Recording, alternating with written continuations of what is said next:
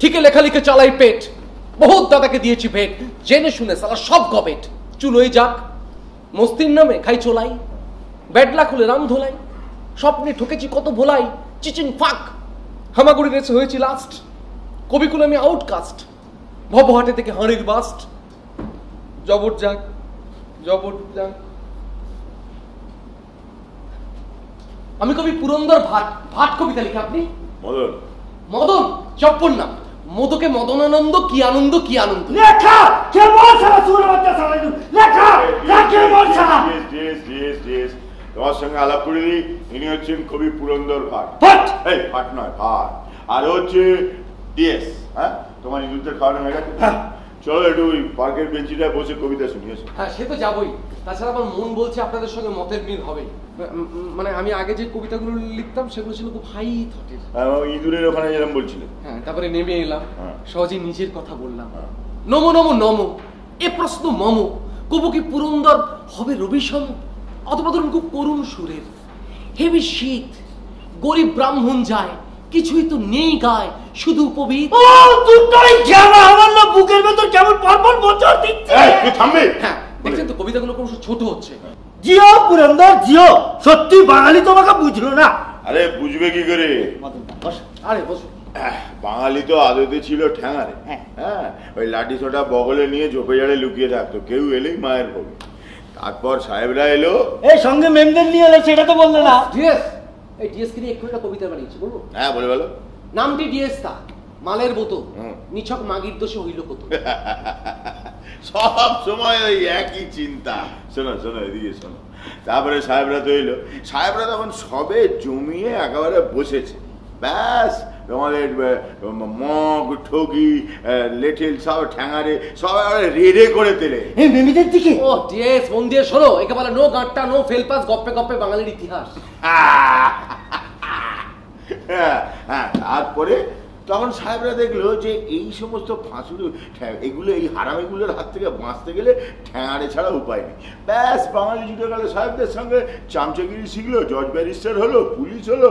হ্যাঁ চামচাগিরি শিখলো, জজ ব্যারিস্টার হলো, পুলিশ হলো। তারপরে কি কেচ্ছা। হ্যাঁ এই যাদের জাতীয় কেচ্ছা তারা বুঝবে পুরন্দরের মতো কবিকে। কিন্তু মদন দা আমরাও তো বাঙালি। আরে বাবা ওটা তো ডাক না। ডাক না? হ্যাঁ আচ্ছা ধরো ধরো ধরো একটা নাম টমি, এটাকে ডাকলে কিরম ভাবে ডাকা যায়? টমি, লম্বা, ইংরেজি সাধ্যের মতো সুন্দর, আদতে কি মালটা কি নেড়ি উকার। আমরা ওপর ওপর যাই হই না কেন আসলে কিন্তু ফেতাড়ু। হ্যাঁ ও নিয়ে আর ভেবো না, পুরন্দর দুঃখ করো না। চলে এসো চলে এসো, জরুরি কথা আছে এখানে, চলে এসো।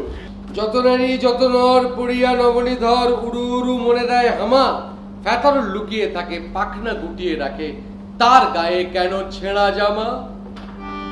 যত নারী যত নর পড়িয়া নবনীধর, উড়ু উড়ু মনে দেয় হামা, ফেতার লুকিয়ে থাকে পাখনা গুটিয়ে রাখে, তার গায়ে কেন ছেঁড়া জামা।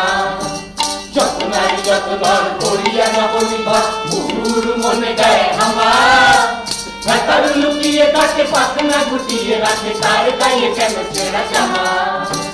যত নারী যত নর পড়িয়া নবনীধর, উড়ু উড়ু মনে দেয় হামা, ফেতার লুকিয়ে থাকে পাখনা গুটিয়ে রাখে, তার গায়ে কেন ছেঁড়া জামা।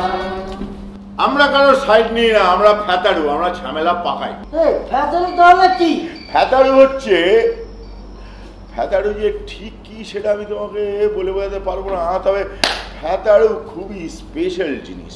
আচ্ছা তুমি ইতিহাস পড়েছো? সে তো কোন ছোটবেলা পড়েছি, ভুলেও গেছি। কি দেখেছো ইতিহাসে? ইতিহাসে কত মহাপুরুষ, রামকৃষ্ণ, বিবেকানন্দ, দিলীপ কুমার, সায়রাবানু, আশা পারেখ, কৃষ্ণ মুখার্জি, সবাই মিলে মানুষকে নতুন করে বানাবার ফন্দি বাতলেছে।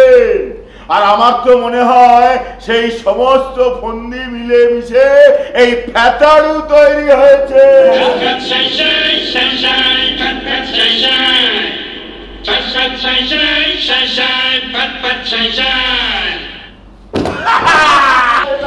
আচ্ছা ওদের হাতে হলো কি?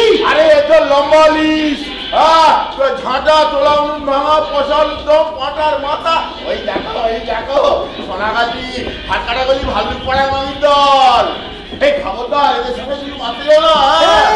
এটা বলতে গেলে পুরো একটা এয়ারপোর্ট। ওই বাকাই কিছুই দেখি না, মোরা ঝামেলা পাকাই। আমরা সাপ হয়ে কামড়াবো, ওয়া হয়ে ছাড়বো। মাথায় কিছু ঢুকলো, ঢুকে যায় চিরিক করে একটা কবিতা মাথার মধ্যে চলে এসছে, বলবো? বলো। উড়িতেছে ডাস, উড়িছে বলতা, উড়িতেছে ভীমরুল, নিতম্ব দেশ আডাকা দেখিলে ফোটাইবে তারা হুল। মহাকাশ হতে কুখে গো শকুন, হাগিতেছে তব গায়ে, বাঙালি শুধুই খচ্চর নয় তদুপরি অসহায়।